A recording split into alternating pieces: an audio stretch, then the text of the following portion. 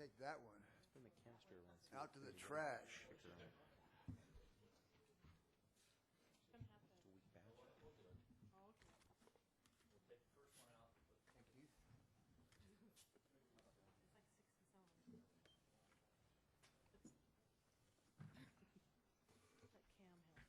I think this was Mark Lee's chair.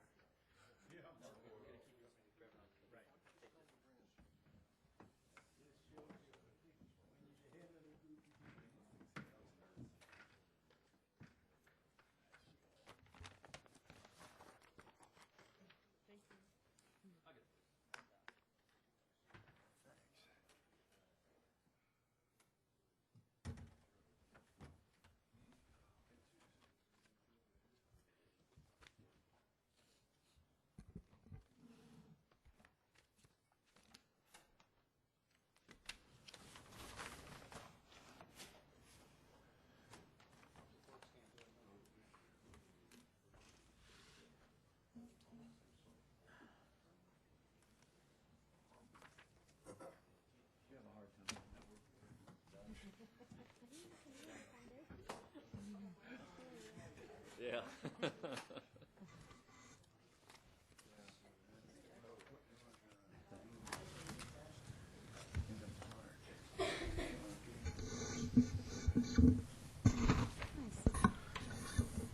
I'd like to call the Garden Grove City Council meeting to order. Madam Clerk, would you please call roll?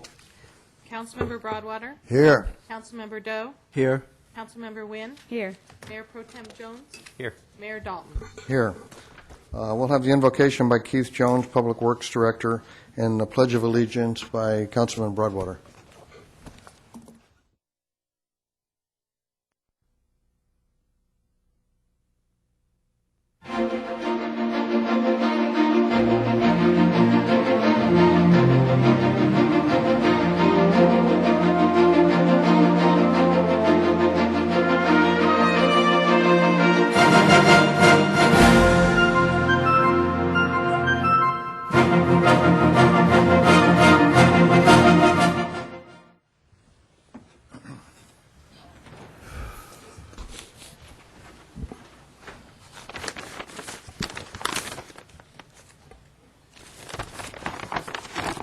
Well, item 2 is written communications, and I think we're going to go with, I'll open the oral communications for this item only, the pushcart derby. Darren McKee.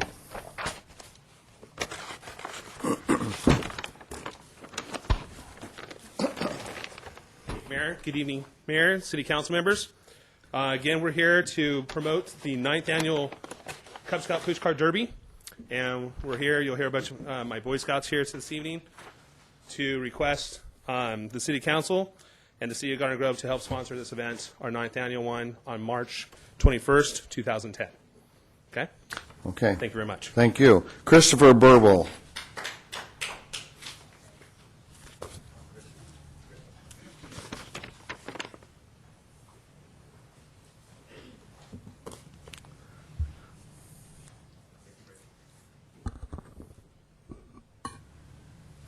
Hello.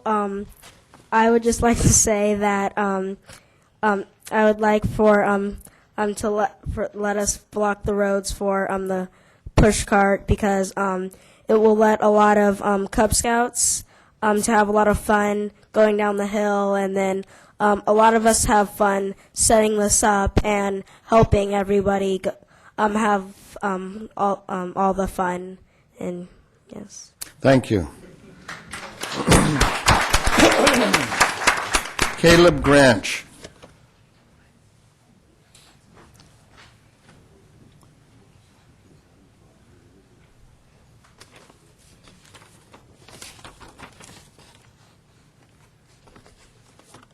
Hello. I'd just like to say that I think it would be great if you would let us do the pushcart derby because it's a great activity for the Cub Scouts. It helps them see how big of a thing Cub Scouts and Boy Scouts is, and it's a great thing for them. That's it. So thank you for your support in the Cub Scouts pushcart derby. Thank you.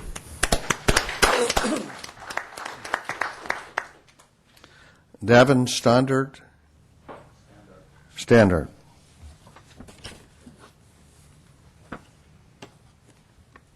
Hello. You should help us support for Pushcart because last year was my first year and I had a lot of fun helping all the Cub Scouts go down Springdale with their carts. I saw a lot of them were having fun, and I think it's a good project for the community to have fun and watch. Thank you. Thank you. Greg Beard.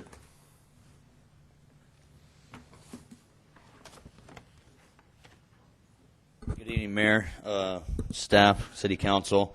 I want to also thank you guys for the many years of past support and the co-sponsorship of the Pushcart Derby. As you can hear with the younger ones, they are down here earning a citizenship in the community merit badge by taking the nerve to get up here and speak to you guys.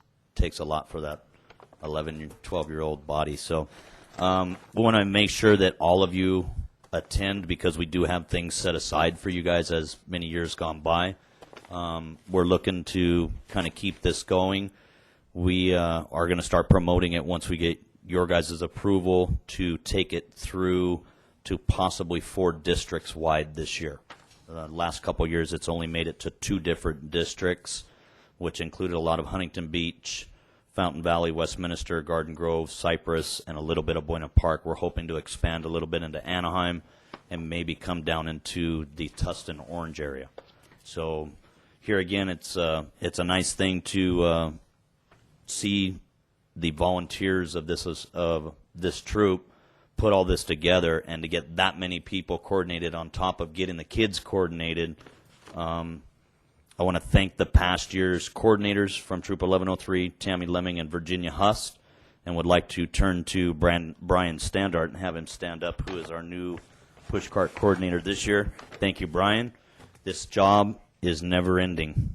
He will start from your guys' blessing, and it carries out even after the day is over. So it's a lot of volunteer hours that go into it on top of a lot of efforts from all the boys. So we're looking for your co-sponsorship. Whose idea was this originally? Every once in a while there's a great idea, and this was certainly one of It them. actually, pushcart stemmed from a few different people. The big pusher behind it all was George Bradicum. It did come from George, myself. I don't really want to share with you guys what we did at midnight one night when we decided to design one of those carts, but we had about 5 people on the hill and trial and aired it with radios and communicating. No cars coming, go ahead, go down. And I was one of the lucky ones to ride down. So we tried offering it up to the Boy Scouts. They're just a little bit too heavy for the structure of the car. This is, once again, Boy Scout operated by the troop for the littler guys in grade school. So, and it's obviously, most of you know, it's a fun-filled, action-packed, fun day. And we appreciate the support from Channel 3 as well. All right, thank you. Thank you. Hey, Greg, I got a question for you. If you were to expand this event to cover more districts, where are people going to park? It took me about a 10-minute walk just to get to the event you've last got a year. string that nobody else has, Andrew, just along with everybody else. You guys should be able to park right there where we have our hay trailer. Oh, right. As long as we're not blocking the fire lane along the frontage road, if need be, we'll save you guys parking within the school parking lot. There's also the one that's along Springdale at the back of Garden Park. There's also parking in the front of Garden Park Elementary, and we do make every effort to go around the surrounding neighborhoods to pass out flyers stating, hey, look, Springdale's going to be closed. We take that upon ourselves because the city also asks us to do that, and we get the kids to go pass out flyers. So, I mean, this isn't as, I would say, extravagant as Strawberry Festival. Strawberry Festival is a hard place to park, too. I mean, but, this is, you park within the neighborhoods. For you guys, you can park once the street, Springdale is closed. You're more than welcome to park on Springdale as long as you're not in the course. So, use what you've been voted to do, and you should have a front row parking spot. Sure. You represent the city. Oh, I see. Okay, thank you, Greg. Okay, I'll entertain a motion. Second. Okay, move approval. I moved it, I guess, in second. Okay, call for the vote. Motion received, 5 yes votes. Okay, now we'll go to the normal oral communications for the council, the agency, and the sanitary district. Win Hung.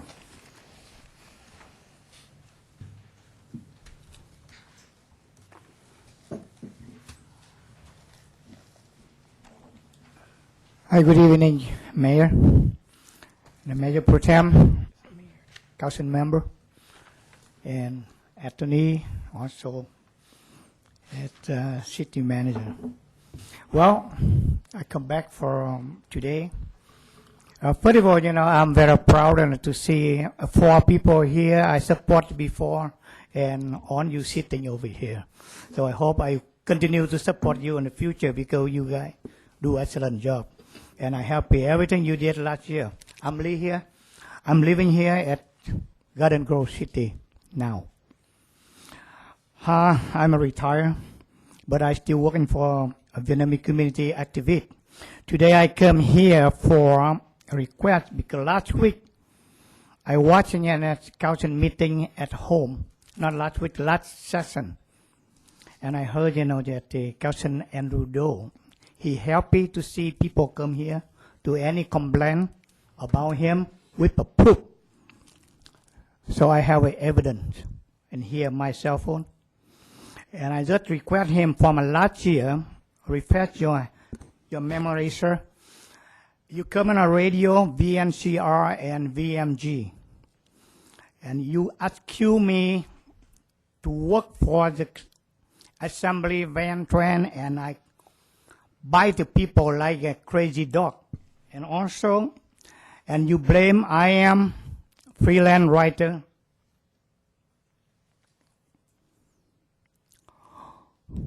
Using money from 1% from Senator John McCain. You want to listen on this one? I will play over here on my cell phone. You want to prove? I put on an MP3 to send to you. I did call your name on my radio. I did write a paper on a Viet Weekly. I just cross street over here. To request you an apology, but you never. I understand when campaign, people can shouting each other.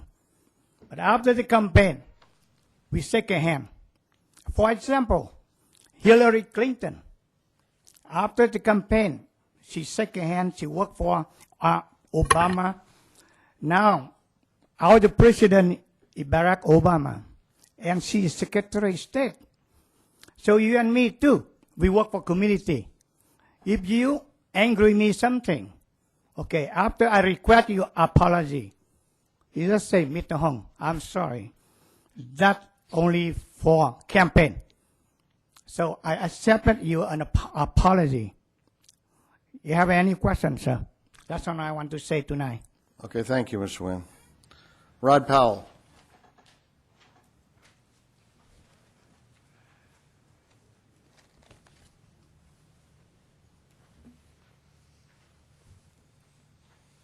Good evening. My name is Rod Powell, and I was going to read from this, and I am going to touch a little bit. I can't not.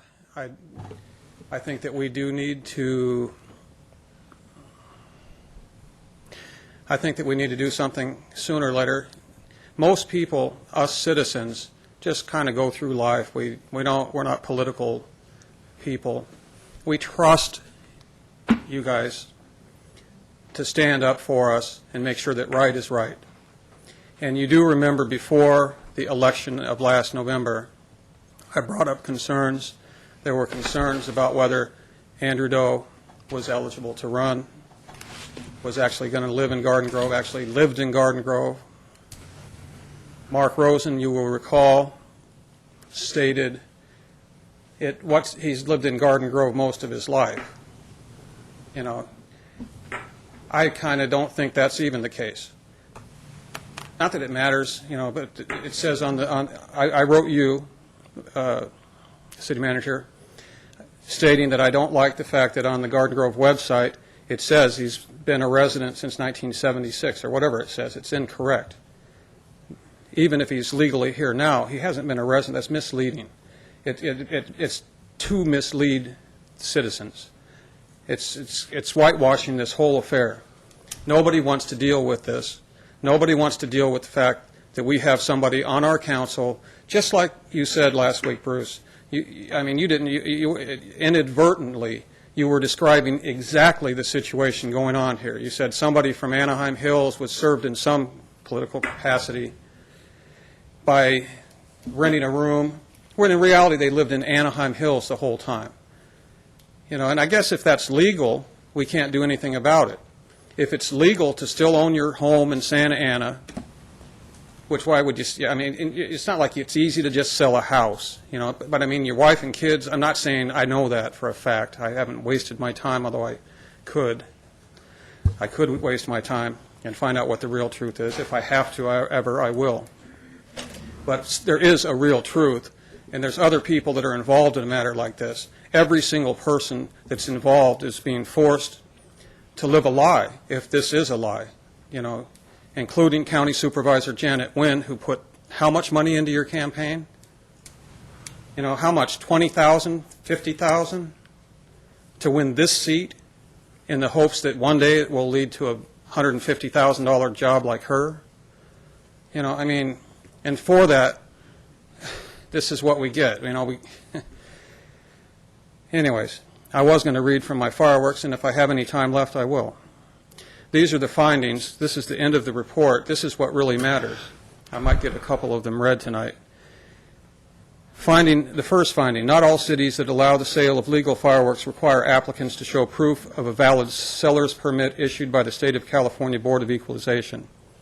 The second finding, cities have varying requirements for legal fireworks applicants' liability insurance amounts that need to be re-examined for appropriate coverage. Finding number 3, cities do not require legal fireworks sellers to file a post-sales report to the city documenting gross and net sales of fireworks, detailing the manner and in what amounts the net profits are spent to benefit the community and ensuring that the cities receive their 1% share of the sales tax.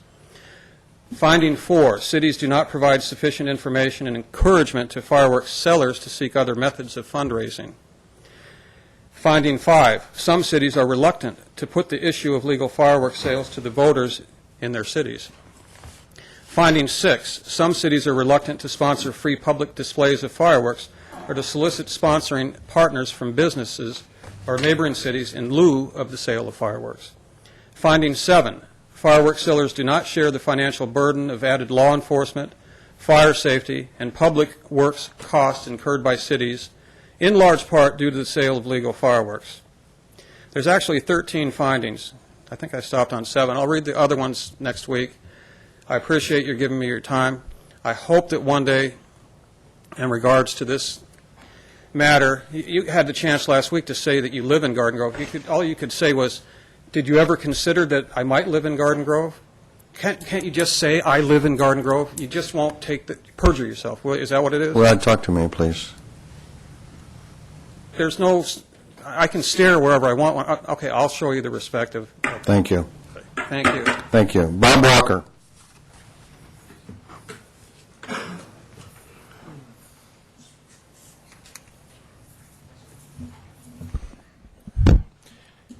How you doing? I just need to know, do we have an ordinance for the people loitering on the streets at Home Depot over here on Gargoyle Boulevard? Thursday, I was going into the store, and I had one, I'll say illegal, jump out in front of me, almost hit him. And then when I kind of made a notion to him, he just flipped me off and laughed about it. I went into Home Depot and said, hey, he said, well, we got security guards to keep on the outside. You got to deal with Garden Grove. We've been dealing with it, nothing's happened. So one of two things has got to happen here is we either got to enforce it, or the next time he does, I'm going to run him over. Bottom line. These guys are working there illegal. They're getting paid cash. We're getting burdened, hitting taxes and everything else on us, and they're getting a free ticket. And then they want to sit there and rig an insurance thing to get hit. Plus, they got their own catering trucks out there now. They got to deal with the trash and everything else. And that's just Home Depot. Now on our tracks, we got them coming around with carts selling tamales, corn on the stick, ice cream cones. And on Sundays, they're walking around selling oranges and strawberries and everything else. Last time I checked, this was United States of America. It's not Baja, Santa Ana, not Guadalajara. I'd like to see our city start enforcing these codes. I mean, that's the bottom line. Thank you. I really appreciate it. Richard Prisler.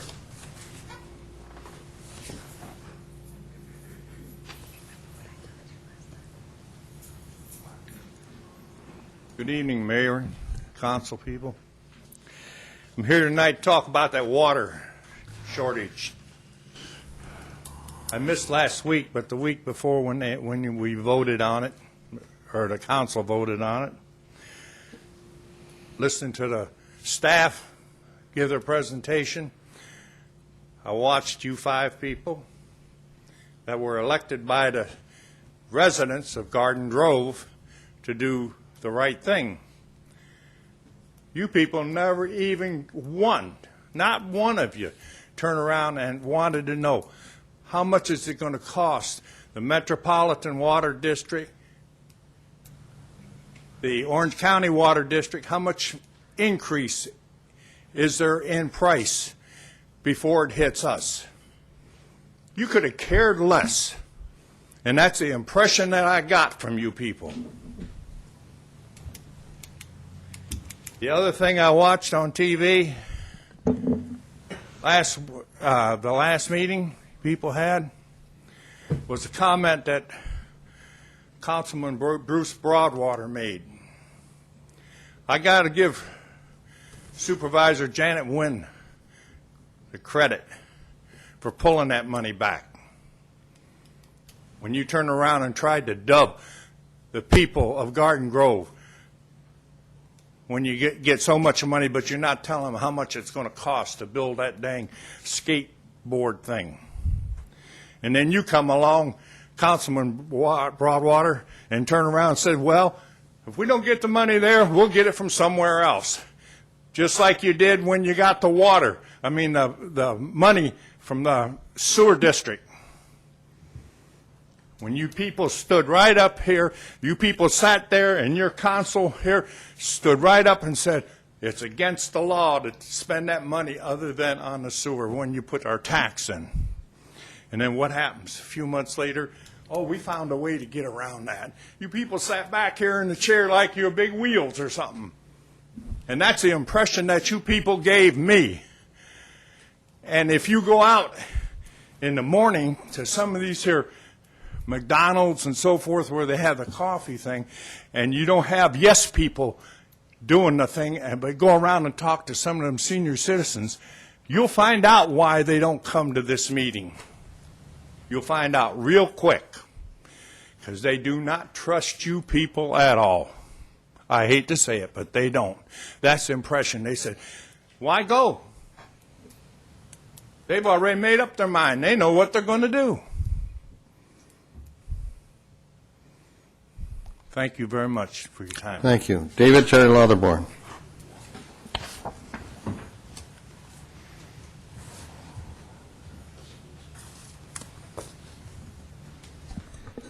Good evening, Mayor, Council, staff, people of Garden Grove. I feel I was duped. I was duped in agreeing with the water district on the increase of the water rate, only to find out last week sometime the newspaper, the Register, said, well, they're going to increase their retirement salaries.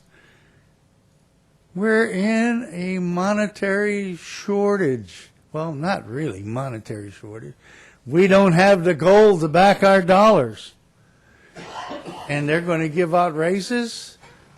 The seniors that we are, we're on Medicare and we're on Social Security. Our Social Security people said they were not going to give us are raised this year because there was a shortage. We have a shortage of water, we have a shortage of money, and we got more sewer than anybody else. Not fair. Not fair. I don't like being duped. And when I sat through 3 meetings to really understand what that water district was presenting in their video. Keith was there, and I appreciated the information I got from them. And I came up with some ideas that I thought could be looked into and responded to save water. And I'm doing my part to save water. I don't think we have to pay too much for it. But my income, operating income, has been reduced, greatly reduced. I paid more for my 2000 Buick license plates this year than I paid when I was brand new. So does that say I get less money? Yeah. Everything is costing more.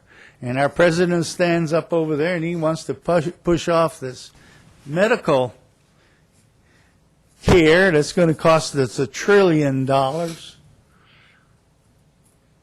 We can't afford it. Our money ain't worth nothing now.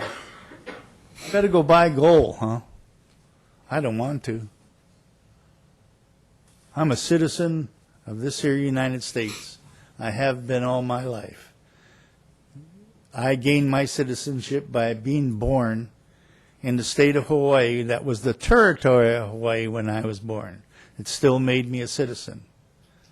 I don't think our president has proved that he was born there. I don't think he's proved that he's born there. But he's entitled to hold the president's job because his mother was a citizen of the United States. His mother is a citizen of the United States. And therefore, it says his birth was as a United States citizen. I thank you very much for your time. Thank you. Scott Harrison.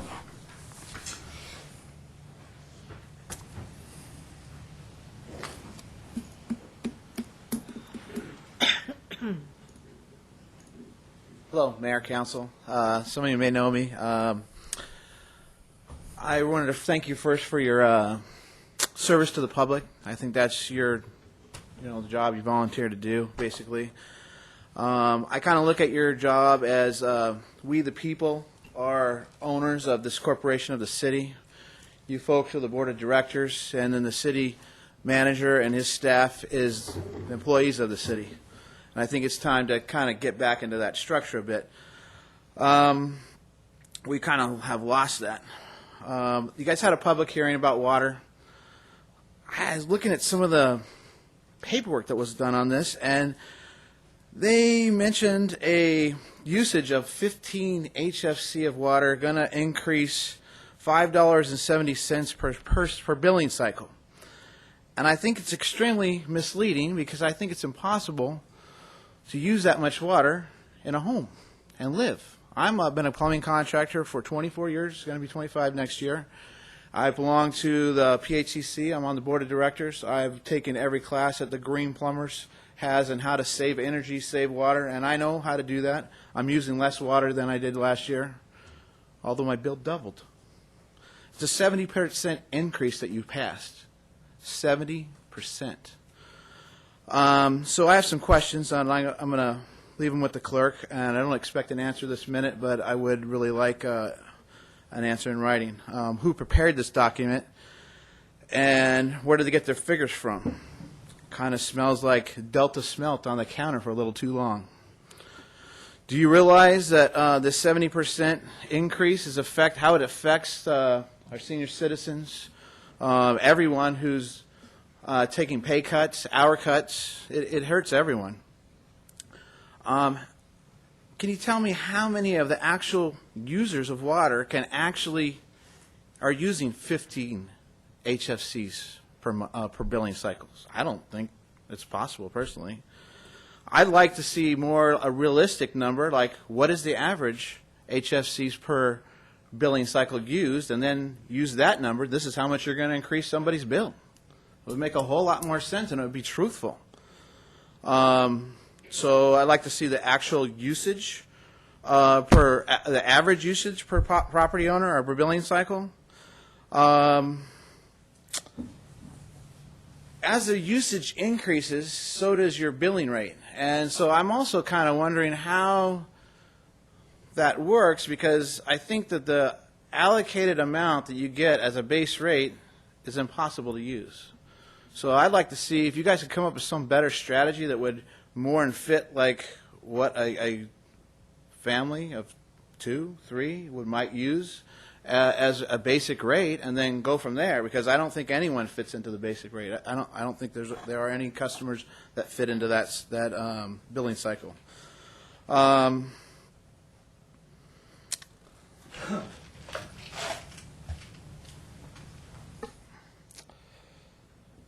don't think that you guys think that the people could possibly have these monies to cover these increases. I have a business. I've had to fire good, hard-working people, let them go, shall you say, to keep the business running. I put my own money into the company to keep it running. So I think it's a bad time to start putting screws to people. I don't think it fits the time that we're in. There's a big thing going on at the county, which is about unfunded liabilities in relationships to pensions, and it is a mess. It's a mess at the city, the state, and the federal level. It is unsustainable. I think what they've done there has some merit. At least they're showing some efforts in trying to show that they're going to put a stop to any further unfunded liabilities. But I can tell you, in my household, when my wife makes a budget, she does not make a budget on money she doesn't have. And I think that's what we've done time and time again. So I'll leave you with that statement. And at the bottom here, I've requested the answers to be in writing pursuant to the California Public Records Act, and look forward to getting that in writing. Thank you so much. Thank you. Peggy Bergen.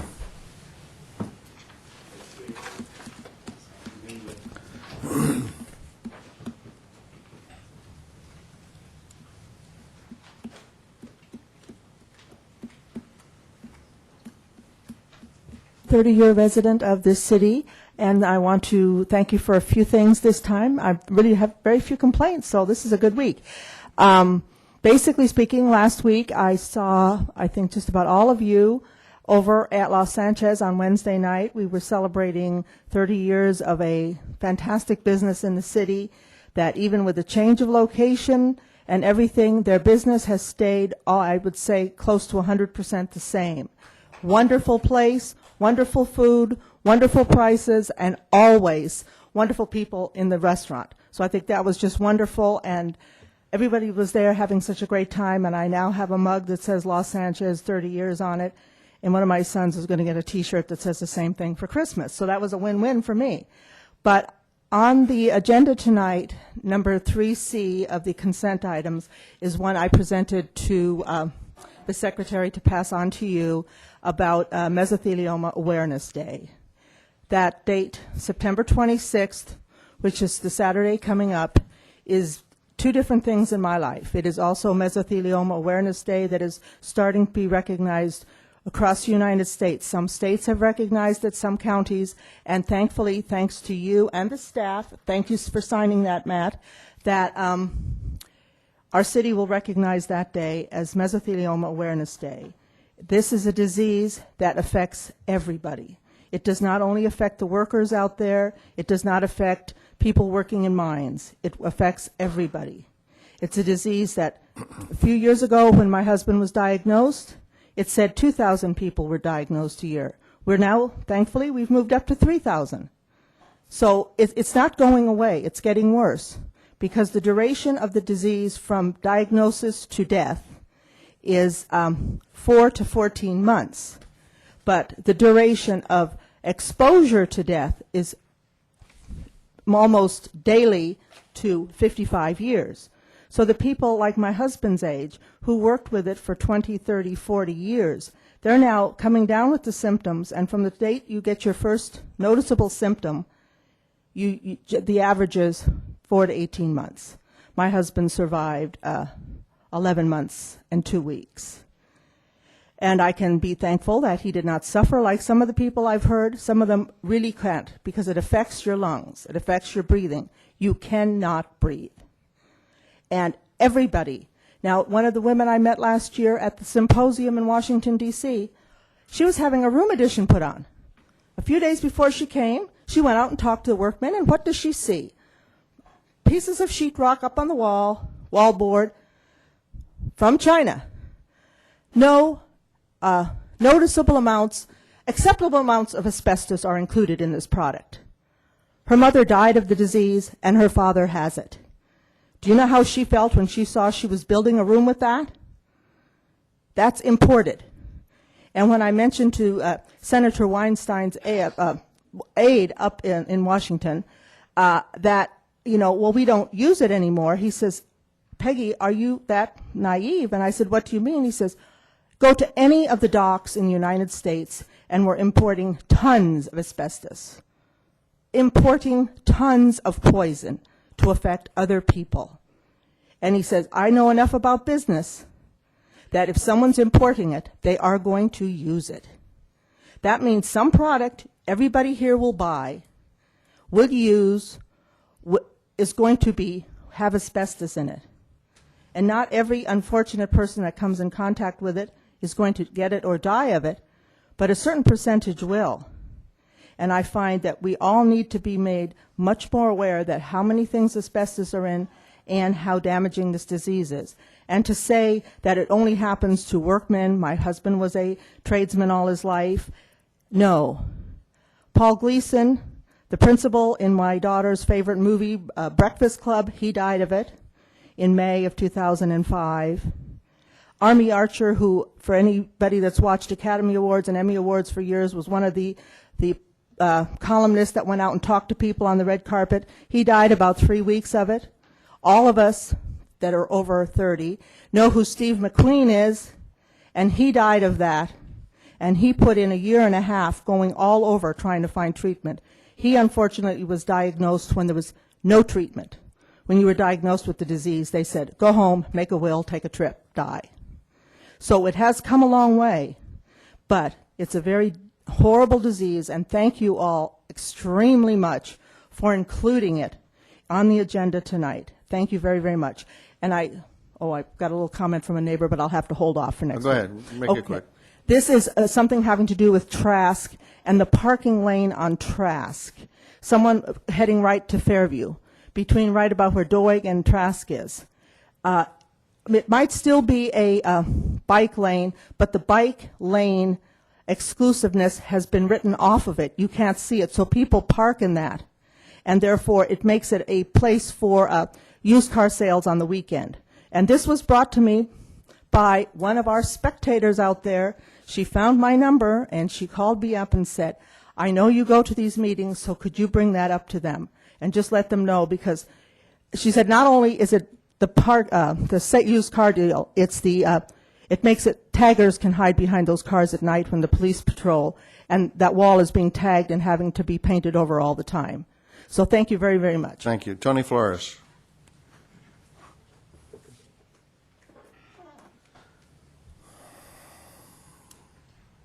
Good evening, Mayor, Council, staff. I'm Tony Flores. Mr. Scott Harrison touched on the liabilities as far as pensions, et cetera, on the Metropolitan Water District. 2 days after we voted to increase our rates, the register had some information in there as well about the pensions being raised from 50% to 62.5%. It just looks a little bit, questionable when rates are raised, and I know they're telling us it's the Delta smelt. We got to just get rid of that doggone fish. But really, it's other things that are happening, apparently, with the information that's out there. So it is questionable on what's happening as far as why the rates are increasing when everybody in California is doing their best to conserve water. Talking about the rates in the recent survey, we had our survey that was out talking about a potential parcel tax, $300 parcel tax. And, of course, my question was then, is this going to be used for whatever, or is it going to be used to help fund the pensions here for our public safety and other personnel? It is a question.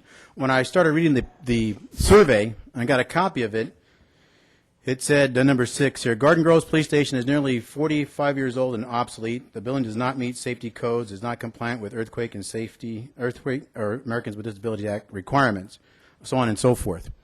So I took this, asked OSHA about it. OSHA made a phone call, and they've got a response back from the city, and the city, of course, basically told OSHA that, oh, no, we were talking about a footprint, and if it was enlarged, et cetera. Well, you don't see the word footprint anywhere in the survey. I don't really care who put the survey together, whether it came from the staff, the city, or even Probolski. The issue is we got to start BSing the public. We got to start here at the council. We got to take it to Sacramento, and we got to end it definitely in Washington, D.C., where it's coming downhill. We're catching a lot of BS. And it starts with items like this. They're manufactured to make people think that we actually need something when we really don't. And if our hotels and redevelopment's working that great, we certainly don't need any more taxes or to raise any fees, charges, or assessments. We don't need it. So we got to get off that kick, and let's start by being honest with the public. Make sure that these surveys, if they're going to do a survey, let's make sure they're accurate and they're founded in truth. Second, on the carpetbagging issue, yes, it's true that the information that Mr. Roderick Powell brought up was actually based on information that I had raised. And I asked you, Mr. Doe, well before the campaign about where you lived. You chose to not really address it. No problem, and that's fine. The DA's investigator, or DA's office did an investigation, a special assignment 0-113, and that information I'll be going through myself and seeing what kind of an investigation they actually did. The DA did say something interesting, the investigator. He said that while they acknowledge that you own the home in Santa Ana and you're renting in Garden Grove, and it comes to the property taxes and the exemption that you took with your wife, he said, well, it was for the year prior, but he says if it does it again, then we may have to go after him. So this is what they're telling us. Now, I don't know if it's true or not, or if they're just trying to cover up. I really don't care. But you might want to find out where you're actually going to live and what you're actually going to do, because if you're renting here, you don't have the same concerns that I do as a homeowner. Let me move on. Dina Nguyen, thank you for the meeting that we had a couple weeks ago. I'm going to overlook the fact that you were late. You know, my time is just as important as yours, okay? And I was there with a lot of information, and some of it I know you didn't have, and I know you said you weren't at the council at the time, but I have the information. You should have it as well. Hopefully we can talk further with the information that we gave and maybe do something with this. Finally, as president of the West Garden Grove Residents Association, I've been receiving phone calls about the compost pile that's going on out at the Los Al Air Base. It's a 5-year project. I'm working with Gene Wagner, the assistant to the general. But I want to say this. I want to make sure people know this. Every now and then, believe it or not, we do get a positive response. Mr. Dalton, our mayor, actually came out there and was talking to a few of the residents and was asking questions as well. When I first spoke to Mr.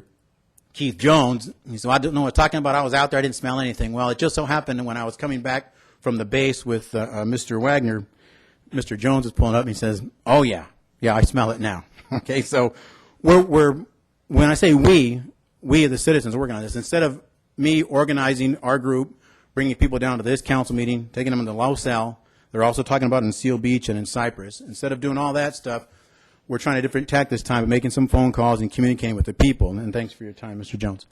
We want to make sure that it gets done. But there was a horrible stench tonight as I left the house. Okay, it was the talk of the AYSO soccer field the last couple of weekends out there. Everybody's talking about it. Want to know what's going to be done. And I'm trying to tell people that we are working on this and we will have a solution. If not, we're going to be coming back to this council meeting and the other folks in Los Al with a loaded bunch of folks. But thanks for your effort. We appreciate it. And thanks again. Thank you. Bob Owens.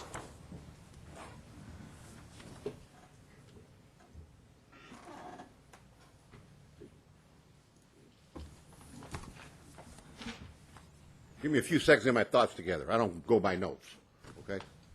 Asbestos, it's deadly. Take it from me. I headed up a asbestos survey at the shipyard.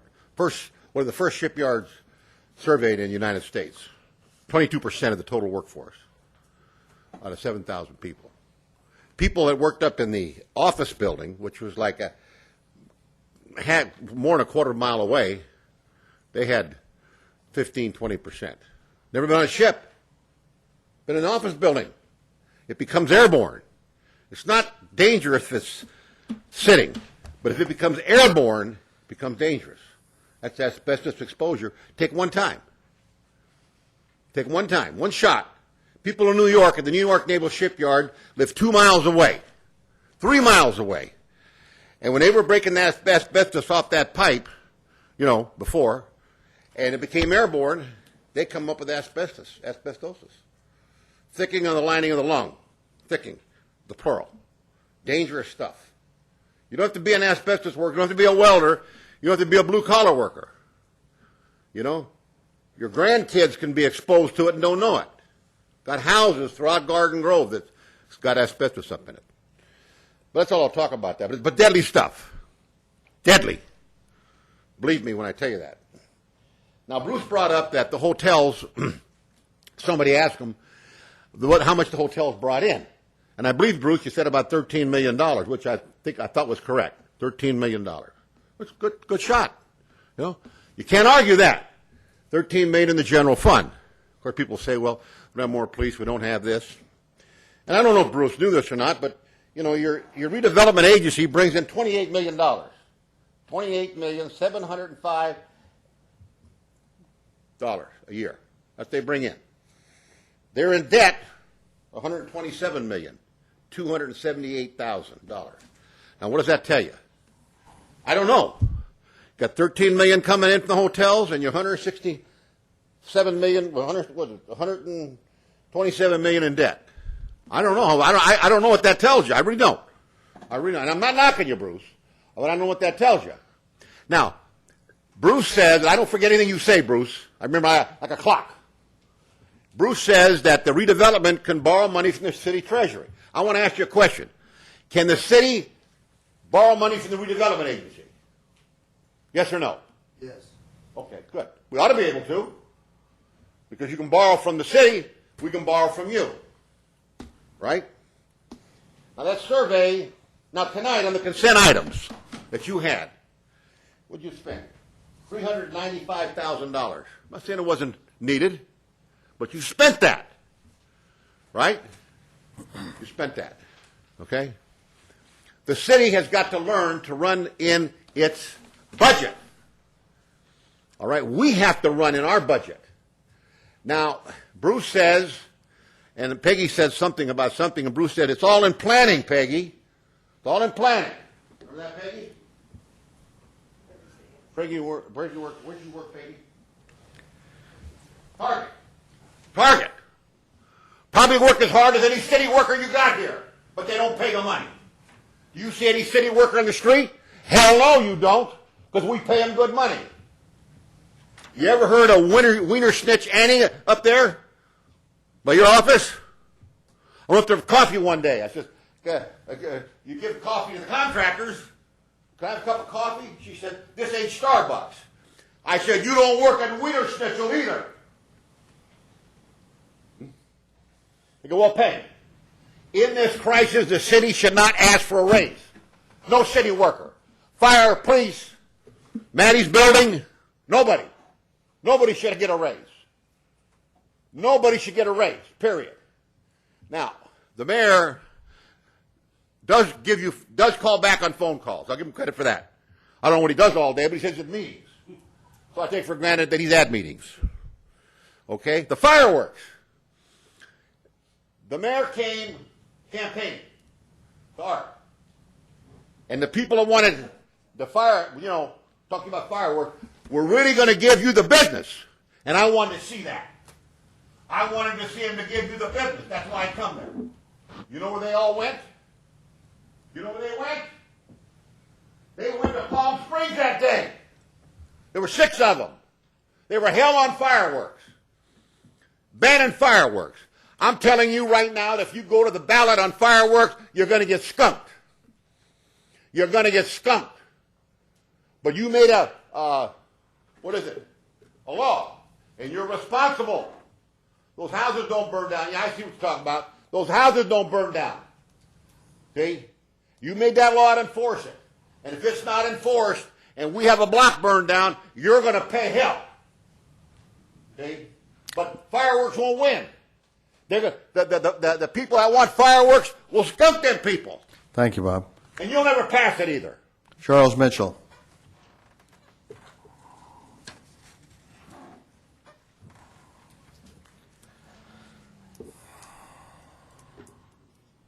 Good evening, Mr. Mayor, members of the council, and staff. As a member of the 405 Improvement Committee for OCTA, I was sitting in a previous meeting about a week ago, and they're talking about the improvements to the 405 freeway. Now, a lot of people think about the 405 freeway as somewhere else. It doesn't really affect us, because it affects Fountain Valley and Huntington Beach and Westminster. Well, the truth is that the improvements to the 405, and they are needed, there's no question about that. It gets jammed up on any day of the week. When you're trying to travel from here, you get on the Garden Grove Freeway and you cruise along until you hit that one point where you blend in with the 405, and then it's a crawl all the way to the 605. Well, a lot of people don't realize that Garden Grove is from that joining point of the Garden Grove Freeway and the 405 to almost the 605. And part of the improvements and the widening of the 405 is going to be expanding into not only Seal Beach, which is south of that freeway, but Garden Grove, which is north of it. And it will also include tearing down and rebuilding the Valley View Bridge. So it's going to have a tremendous effect on West Garden Grove.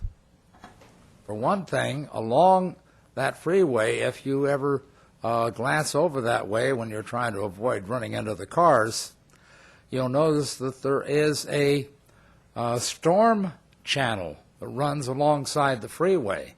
Now, how they're going to accommodate that, if they widen that into 2 more lanes, I don't know. But they may have to go underground, but it's going to be a severe problem. And believe me, what's going to be happening with Valley View, which is a main artery through West Garden Grove and down into Seal Beach, is going to be really blocked up when they start that construction. Now, there is what they call a scope meeting. There are 4 of them planned, and the one nearest to us is going to be on September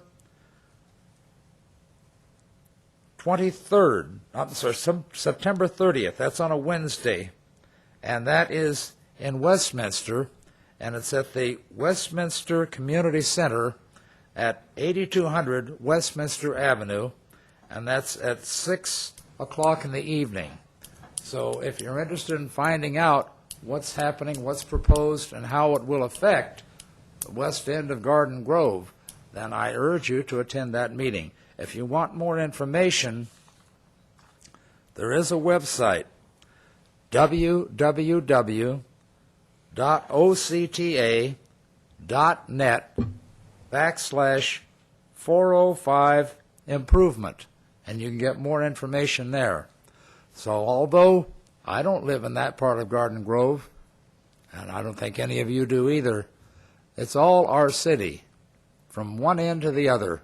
And it's important that we all get involved in seeing what's going to happen, because what may happen with the 405 freeway expansion in West Garden Grove now may involve something with the 5 or the 22 or something else that affects East Garden Grove or Central Garden Grove later on. So it's all our city, and we all need to look into what's going to happen and how it's going to affect all of us. Thank you. Thank you. I'm going to close roll communications now. I have no other cards, and we'll take a 5-minute recess.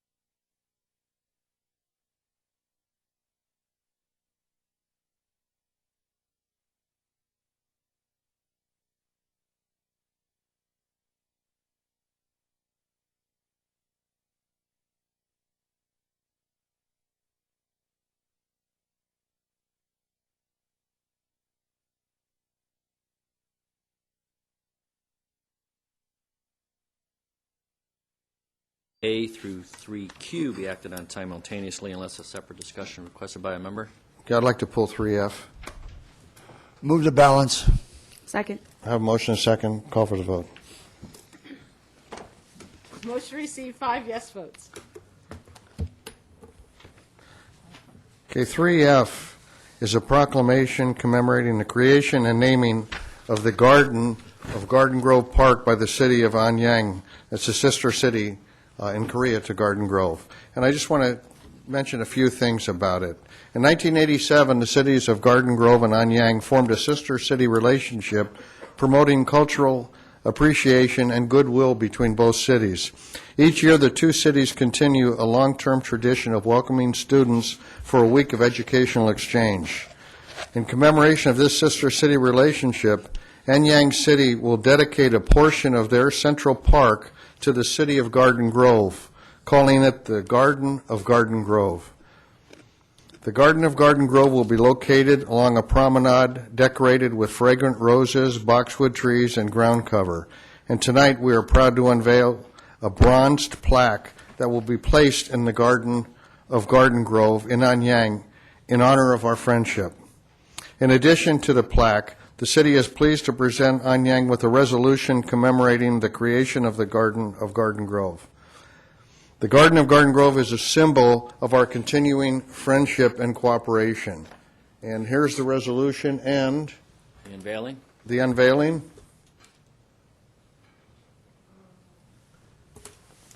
So if any of you are ever in Anyang, Korea, you got to go to the Garden Grove Park, the Garden of Garden Grove. And the Garden of Garden Grove, that's a big city. It's about 600,000 people, so we have a good-sized sister city. Is it that heavy? Okay. It's that heavy? Where's Bob Owens when I need him? Okay. Okay, with that, I'll move that item. Second. I have motion second. Call for the vote. Can I give this to you, Matt? So, Motion received, 5 yes votes. okay, public hearings. Mr. Mayor, your public hearing tonight is to consider the consolidated annual performance report for our HUD programs, and Allison Mills is here to give a presentation on this item. Good evening, Mr. Mayor and Council. The item you have before you is the 2008-2009 Consolidated Annual Performance and Evaluation Report, also known as the CAPER. Federal law requires that all jurisdictions who receive Community Development Block Grant, Home Investment Partnership, and Emergency Shelter Grants funds from the federal government to assess the activities implemented during the program year and to report their accomplishments through the CAPER. During the program year, the city utilized its resources to expand and preserve affordable housing, fund safety improvements, and assist seniors and those at risk of homelessness. The public review and comment period for the CAPER began on September 3rd and continues until the conclusion of the public hearing tonight. So far, no comments have been received. On September 14th, the CAPER was presented to the Neighborhood Improvement and Conservation Commission. The commission had no comments and recommended that the CAPER be transmitted to council. Tonight, you're asked to accept the report and direct staff to submit the CAPER to HUD. That concludes my presentation, and I'm available to answer any questions that you may have. Thank you. Any questions for staff? Okay, hearing none, I'll open the public hearing. Is there anyone here that would like to speak on this item? Hearing none, I'll close the public hearing. Move the issue. Okay, I have a motion and a second. Call for the vote. Motion received, 5 yes votes. Items for consideration. Mr. Mayor, the first item is a review of the conditions of approval for the CUP for the Khan Restaurant. And Deputy Chief Kevin Rainey is here to give a report on this item. Good evening, Mr. Mayor and members of City Council. I'm here this evening to provide information to you for the purpose of the requested 6-month review of activity and compliance with the conditions set forth in March for the conditional use permit for the Khan Restaurant. Since March, there have been a significant decline in police calls for service at the restaurant. Officers have been called to the restaurant 6 times, 4 of which were for disturbances of the peace and 2 were for audible burglary alarms.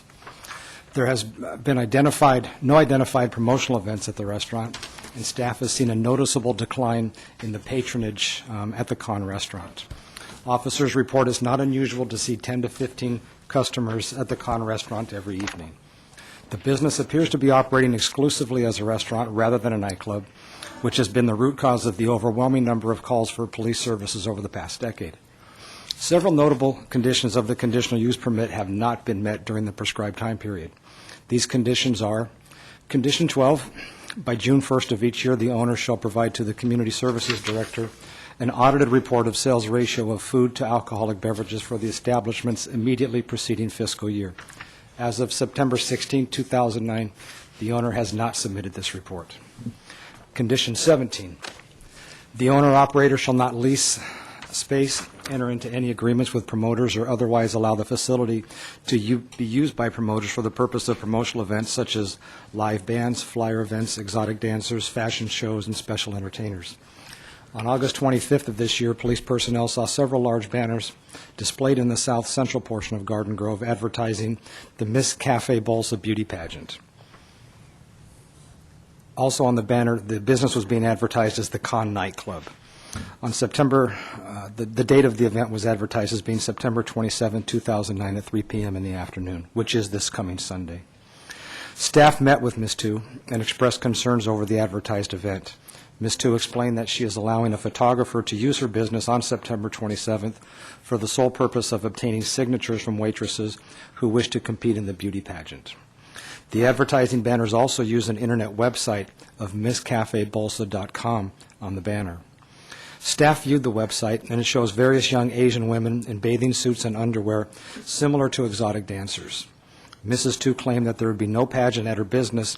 However, she was placing all responsibility for whatever event may occur on the photographer that she'd entered into the agreement with. On September 16th, staff examined the MissCafeBolsa.com website, and the advertising is in conflict with what Mrs. Tu said. The website is stating all applications must be submitted by September 25th, 2009, and advertises that the pageant will occur on Sunday, September 27th at 3 p.m. at the Con Nightclub. The website also encouraged patrons to reserve tickets in advance for the event. In my opinion, this event would be in violation of this condition. Today, I inspected the MissCafeBolsa.com website and saw the pageant is now being advertised as moving to a business in Costa Mesa, and it will occur on October 29th. An hour prior to checking the website, I had received a phone call from a member of the press media writing an article on the Con restaurant and the council meeting proceedings this evening. And the reporter informed me that she was also scheduled to be a judge at the contest this Sunday at the Con. This is an example of the conflicting information that seems to regularly occur when promotional events are held at the Con nightclub or restaurant, and staff must spend an inordinate amount of time attempting to verify the information and communicate with outside parties in order to maintain compliance to this very important condition. Condition 33, the owner-operator shall comply with the terms and conditions and spirit of the Con Restaurant Security Plan submitted to City Council at the March 24th, 2009 public hearing by the owner's attorney. Since March 24th, 2009 public hearing, there has been minimal security present at the Con Restaurant. Officers have documented 3 occasions over the past 6 months where 1 or 2 security officers have been present. Usually there are no security officers on the premise. Staff has met twice with Ms. Tu to discuss her lack of security. At the first meeting, Ms. Tu explained her customer base had dropped significantly, and she did not think she needed the security plan, the security as specified in the plan. Based upon her lack of clientele, staff agreed the submitted security plan was probably too cumbersome, and asked Ms. Tu to prepare a revised security plan for consideration based on the change in her business model. Later, at Ms. Tu's request, I provided her with a suggested security plan that reflected the change in the number of patrons at the establishment. The plan required a licensed security guard to be present when more than 50 customers were at her establishment, and required additional security personnel on an upwardly sliding scale when the number of patrons increased. On September 11th, 2009, I received a letter from Ms. Tu, and it's attached to the staff report, where Ms. Tu is expressing her concerns in retaining a security firm to fulfill the proposed security requirements, And the letter states that guards hired by the Khan restaurant can be better trained to maintain her business standards. The letter does not define what Ms. Tu specifically intends to do with regards to providing security. Therefore, in my opinion, Ms. Tu has not complied with the security plan that was presented to City Council on March 24th, and she has not submitted any meaningful alternatives that staff can discuss with her in order to present to you this evening. And then condition 39, the business shall provide proof to the police department that all members of the business staff have completed the LEAD, which is the licensee education on alcohol and drugs training through the Alcoholic Beverage Control Department. As of September 16, 2009, Ms. Tu has not provided any proof of completion to the police department. So in essence, we do have notable noncompliance with several significant conditions, but there has been a dramatic decrease in police calls for service. If you remember the CLUE report, the Khan restaurant / nightclub was the number one alcohol licensed establishment in the city requiring police services. Since March 24th, that is not the case any longer. But I think it's important to point out that since March 24th, the Khan has been operating as a restaurant. There have been no promotional events. There has been no nightclub-related events. So it truly is operating as an eating establishment. And I think that's what's important. That was always the purpose of the conditions in the conditional use permit, was to have the owner-operator comply with the conditions and operate as a restaurant. The concern that I have and the police department has is that with the stated event that may or may not be occurring this Sunday, is a concern that the owner conceivably will go right back into operating some type of entertainment / nightclub venue with promotional events. And I'm here to answer any questions. Thank you. Any questions for staff? Well, are there any suggestions for changes? Well, the changes, I think, are to ensure that the owner-operator does not advertise, does not enter into any type of agreements for promotional events. She's done so once. Hopefully Sunday this event does not occur. I still would like to see a security plan, a meaningful security plan, in the event that the clientele does reach certain numbers that could require police intervention, that there needs to be some type of meaningful security plan in place. If the security plan is based on the number of customers in the establishment, does it make a difference to you whether the customers are there to eat versus to be there as a nightclub patron? You know, initially, I'd like to see it just based on the sheer numbers, just based on the history of the establishment. However, if the track record of the operator shows that it is a bona fide eating establishment and there are 50 or 75 people there that are there just dining, then certainly we can convene again and discuss the security issues with her. I guess if I have to look at these issues, I would be a little bit confused. It seems like she is complying in terms of really making it an eating establishment and minimizing the number of incidents at her establishment. Yet we still seem to want to treat this like a restaurant / nightclub, which was the situation that we faced before. So are we addressing issues kind of preemptively, like anticipating that they will become a problem? Or isn't it more of our job as enforcement? We're not here to babysit people. We have to let people have the freedom to basically violate whatever conditions that are imposed on them. And then once they violate, then we do whatever we have power to do. I don't think we're here to our job is to kind of preemptively stop them from violating. Because that then all of a sudden our job becomes much more difficult, and it seems like we're targeting people at that point. Ms. Tu, the business is licensed as a restaurant and a nightclub, and in fact the floor plan has a discernible eating area, dining area, and then staff has been working with her on a wall that is now over 8 feet in height, so there can be no collateral use of the nightclub. There's a dance floor in a nightclub area. And she has done that, right? She has just finished the construction on the wall, yes, sir. Okay. So basically, the concerns that we had before when 6 months ago was the nightclub aspect of it was kind of impinging on the restaurant side of the business. It seems like that's no longer the case. Am I reading this report correctly? Yeah, for the past 6 months, that is very true. Okay, thank you. We limited her hours, is that correct? Did we limit the hours? I didn't think we limited the hours. She can be open until 2 o'clock in the morning? 2 in the morning, yes, sir. I think we did. We did it from Monday to Thursday. And that sounds familiar because we had some complaints from some people that lived right across the street, I think. And I think those were the hours anyway, and we were asking for even more limited hours, but the council didn't approve those. So the hours of operation are the ones that were in place prior to the... What are they? I think Monday through Thursday, they go to like 11, and I think Friday, Saturday, Sunday, they go till 1 or 1, something like that. 2 a.m. 2 a.m. Yes. So there's relatively no restriction based on what was being requested by the applicant. I would like to ask if, with the economy situation, we need to open more hours. If you could extend us to all 7 days to 2 a.m., would be deeply appreciated. I'm not sure we're at this point yet. Are there any other questions for Deputy Chief Rainey?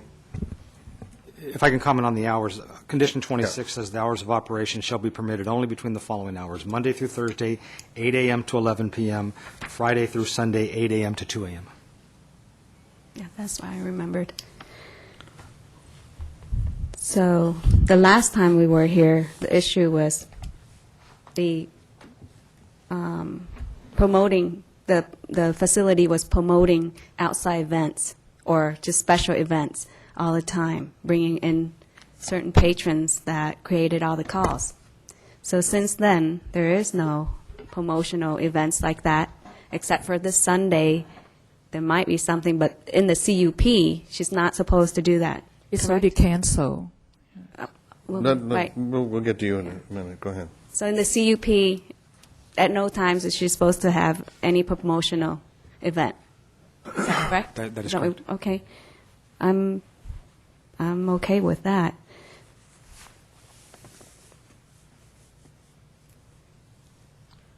Okay. Now, did you have any questions from? No, I heard her. Yes.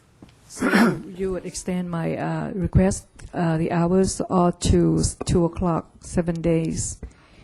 Mr. Mayor and Council, this is just an update to that type of a request. You're not in a position to do tonight. It'd have to be at a public hearing. It'd have to be- Any changes to the conditions would have to be brought back under a public hearing. How would she do that? She'd have to amend her CUP. So she makes a request to the city council in writing to amend her CUP? Bypass the planning commission, come straight to the council with that. Well, I think at this point, the council still has jurisdiction over it, so if the council wanted it to come back directly to the council, we could do that. So she'd have to make a request to staff. We'd schedule it for a public hearing, and you can consider any changes to the CUP at that time under a public hearing.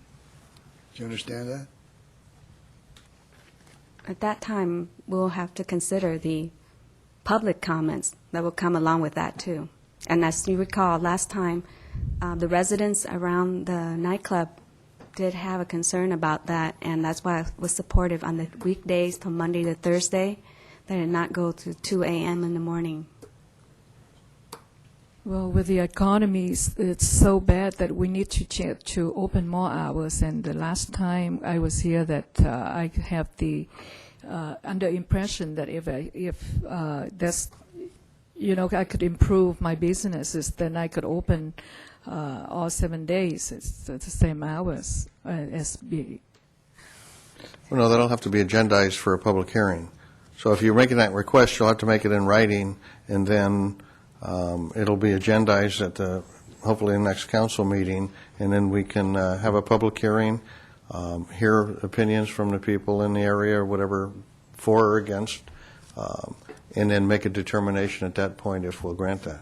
All right, thank you, Mayor. Okay. Yeah, if there's no further direction, then it was just a sort of a receive and file. You want a motion on that? No. Okay.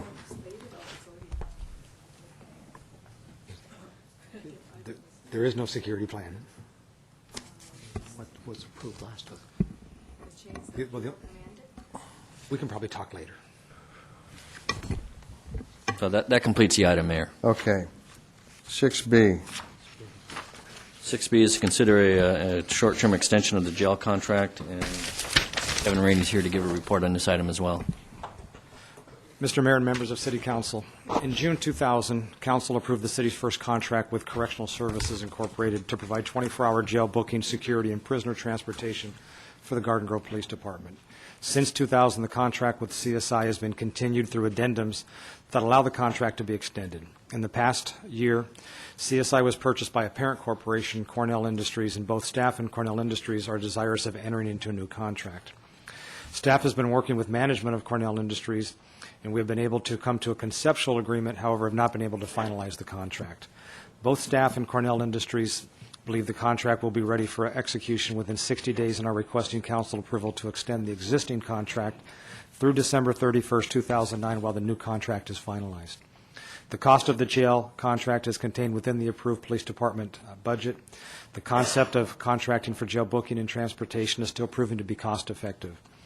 Last year, CSI jail staff processed 6,386 prisoners, generating a manpower savings estimated to equate to 12,772 hours. It is recommended the City Council approve the proposed amendment to the jail contract with CSI and authorize the city manager to execute the contract when it is finalized. Okay, any questions for staff?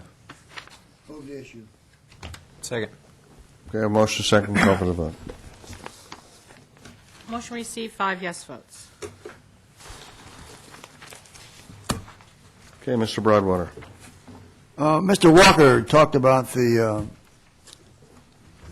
people hanging out over at the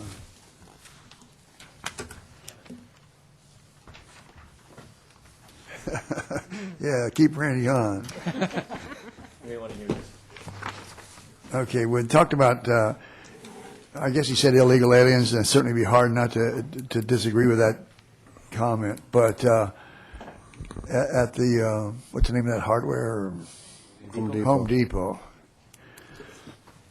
Anyway, the other day I was over there, and I certainly agree with him. I mean, there's a tremendous amount of people hanging out over there. They've literally destroyed the berms on the city property across the street coming around the parking lot. I mean, it looks like Dirt City instead of the grass and growth that we had there at one time.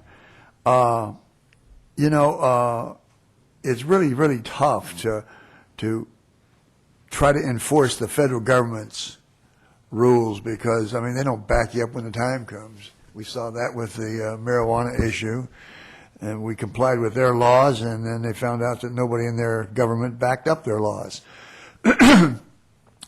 And we have certainly a lot of problems with illegal aliens. The fellow that killed that woman in a hotel, I mean, he had been deported 3 times. Now, he's safe. He's never going to get deported again. But he's never going to see freedom again, I would not think. Is there anything that we can do about it? I mean, is there anything that they are loitering and they are destroying property over there, our property as a matter of fact. And so I'd like to look into it, see if there is something that can be done about it. I know that we certainly want to take on the federal government's job, but on the other hand, we certainly don't need our own property destroyed. We've looked at this a few times in the past, and in some regards, our hands are tied. But in light of some of the other circumstances that are occurring, that may give us some different options to see if there's an enforcement opportunity. So we'll do some research and report back to the council. And then I would like to, before closing tonight, comment on some of the water item things. I mean, the two departments of water that raised our rates and cut the amount of water they not only raised the rates, they cut the amount of water that they would sell to us. So it was a double whammy. We had no idea that they were going to bail out and give a lot of people money on their retirements that had not before, or to raise it 6.5%. I mean, that would be like us buying gasoline. We buy gasoline, the price goes up constantly, and the gas companies decide that they may be paying somebody a little bit more money. The truth of the matter is we have no control over that. We have no control over what they did to us. It's take it or leave it. And there was no way that we could leave not buying that water. We had to procure the water, and we had to procure it at the price that they're selling it to us. There's nowhere else. They have total control. There is no other source for us to get that water. I mean, we don't have a pipeline to the Arctic where they could pump snow into it and it comes out warm water down here. It would be nice if that were to happen, but we don't have it. And we certainly had no way to know that they were going to increase that pension plan. They did it. Arrogant, whatever you want to call it. It certainly was the height of arrogance to do that to us after they just mandated new increases and decreased the amount of water that we could actually pump. I mean, the best bet we could do is pump our own water. We're sitting on a lake of water. But the truth of the matter is we can't do it. We have to comply with the laws. And we had no control over the water districts, none whatsoever.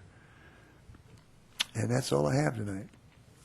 Thank you. Ms. Nguyen. Yes. Not to beat a dead horse, but I'm going to do it. The water situation. Now, I'm going to hear people coming up here to the podium and telling the council over and over again how unhappy they are with the water rate increase. And I do understand, but you got to understand the position that the city of Garden Grove is in. We're under a monopoly. The water, a lot of these water doesn't come from the state of California. It doesn't come from the county of Orange. And Garden Grove is in the county of Orange. We don't have a lot of control over that. And I was livid to hear that they had a pension increase while our fire department, our police department, our staff had came to us and make a recommendation this year that they don't have a raise. And that is the generous gift to the people of Garden Grove. And I just want to make that comment so that you know that our staff has given to the city of Garden Grove as well. I don't know what we can do about this currently, but I do know that we can take this to the federal level, the state level. There's nothing that should stop us from doing that, and I would recommend staff to put some kind of study out there to Washington, raise a voice for the city of Garden Grove. Anyone who knows interstate commerce would know that the federal give a lot of deference when a state is in competition with each other. So that's one of the obstacles that we're going to have to face. But notwithstanding that, we still should say the things that are not fairly presented to the city of Garden Grove. We're not being treated fairly because we're not able to control the situation of the monopoly. And I have to agree with Scott Harrison. Our study for the residents doesn't really show how much it's going to affect the residents. So maybe if the next time comes around for other studies, the staff could make it a little bit more simple so that the citizen would understand how are they being affected. And I think the main thing they want to know is monthly, how much more are they going to have to pay if they're a family, say, of 2, of 4, of 6, or per person. It's more simple. If we give them all the calculations that sounds like calculus, even myself, I wouldn't understand that too much. And that's a little request I'd like staff to look into. Tony Flores, thank you for bringing up the pension again, because that reminded me to tell the residents of the generous gift that the staff have given to the city of Garden Grove. Also, if there are any future survey, I would request that the city council get to see the survey before it is put out to the public. just so I know what's going to hit me when some of these questions come to me. And I know that I got it, but it was a little bit after the fact, and a lot of people had viewed it already, and I didn't have much to say about that because it had already gone out. Just before the meeting adjourned, I'd like to remind everyone again, we're in a hard time, and we need to buy in Garden Grove so we can support our city businesses.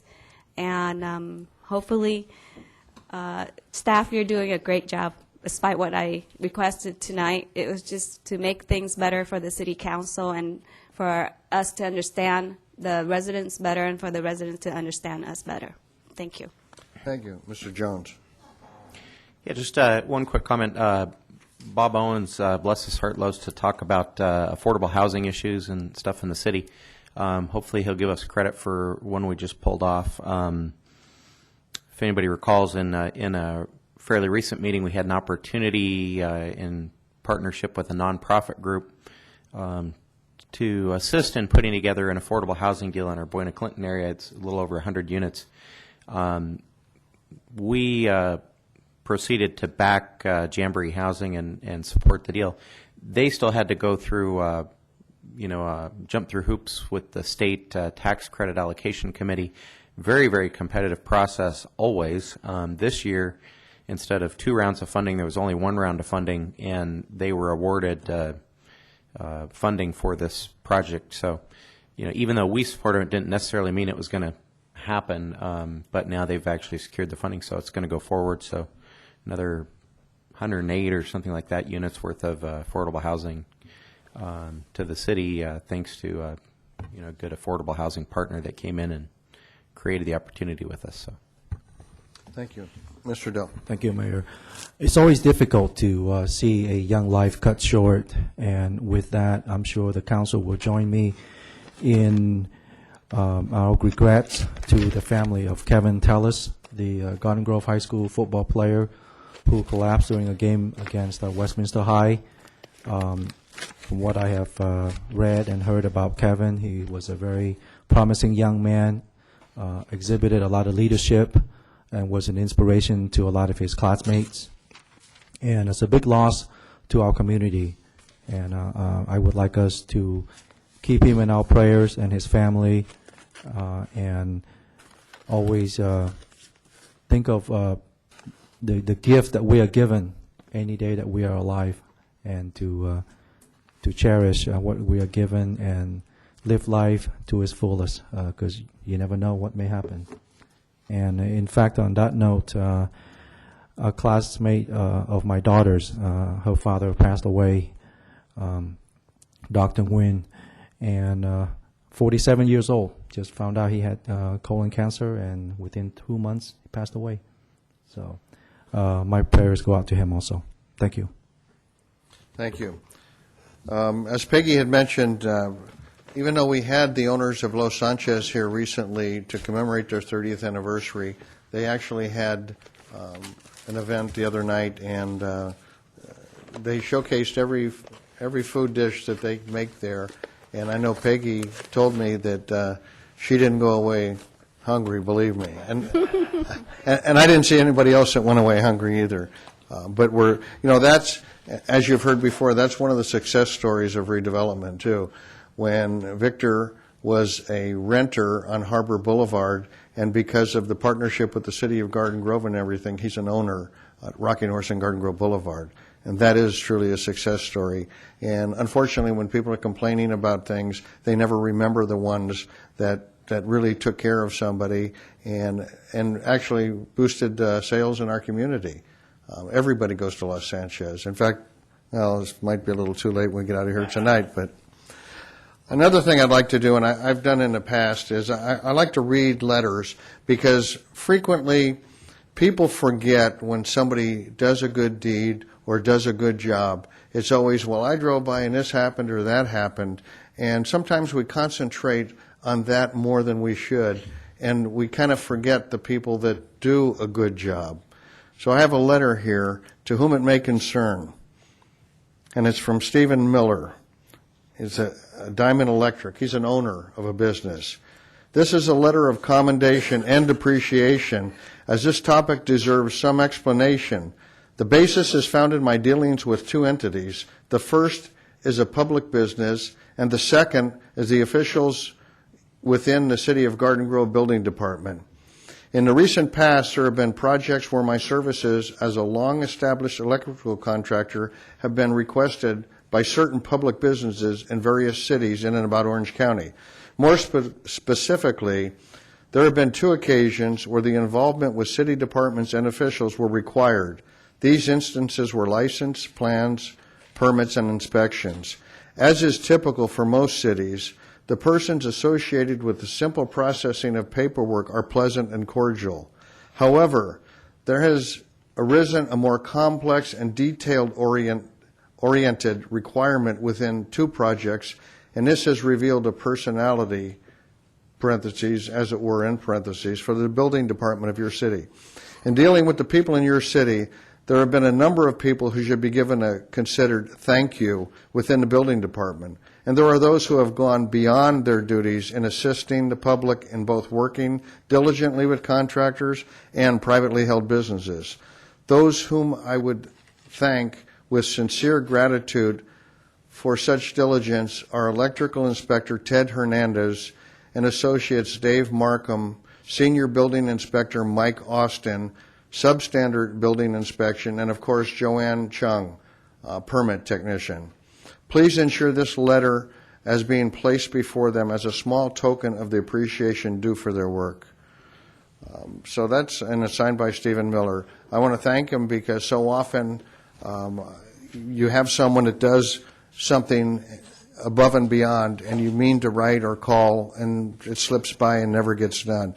So it's nice when this does happen that we thank them personally.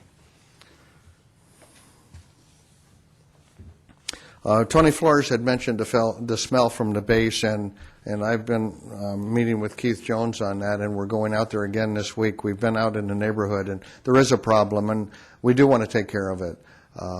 You know, Keith had been out there, and when he was out there, he didn't smell it. Well, I'm glad that Tony called back, and I told him, please do that. Let us know when you do smell it.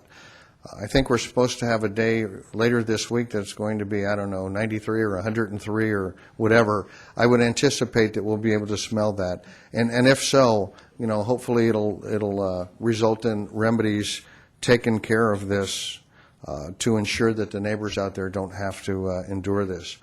Also, would you please make a note when we heard the situation about parking on Trask near Doig School, where there's a bike lane, and there's some confusion by some people what the problem really is. But if there's confusion by some people, that means there's probably a problem. And so we have to look at it and ascertain if it's a parking lane, a bike lane, that people are driving in or parking in, and take appropriate action, because there are kids going to and from Doig and farther down to Santiago High School too. I was at Kevin Tellis says there was an event Friday night, and I have to tell you something. First of all, I want to thank Garden Grove High School Principal Dr. Colleen Cross for being so involved with the school. It was heartwarming. A tragedy occurred. A young 17-year-old man was killed. He died. And I came over here, and the city actually partnered. And I want to thank the city, too, because there's some people that are here and some that aren't. But they were looking for a place to have a memorial service. And the city volunteered the community center at no cost to the school, the family, or anyone else, and provided a lot of things, their food and everything. And other parents helped with it, too. But I was here for almost 4 hours. And I'll tell you something. I don't know how many hundreds of kids there were in that room and out everywhere here. But in fact, I even wrote down when I was thinking, several hundred youths here, and theirs was the best behavior under the worst of circumstances. Here they had lost a classmate, a fellow teammate, an acquaintance, someone that just went to the same school. I was so impressed with the hundreds of young people that were here. It was just unbelievable.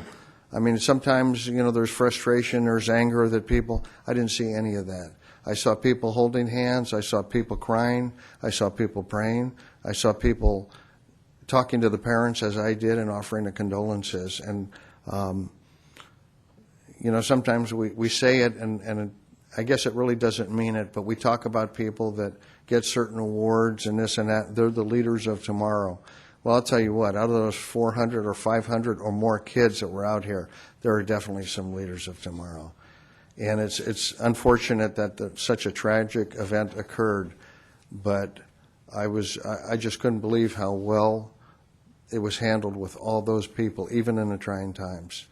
So in that vein, I'm going to adjourn the meeting in the memory of Kevin Tellis. And I'm sorry, the other gentleman that you're, okay, also. And we'll adjourn till the next city council meeting. And our prayers do go out to the family of Tellis, Kevin Tellis, for a long time, because the hurt is going to be there for a long time. Thank you.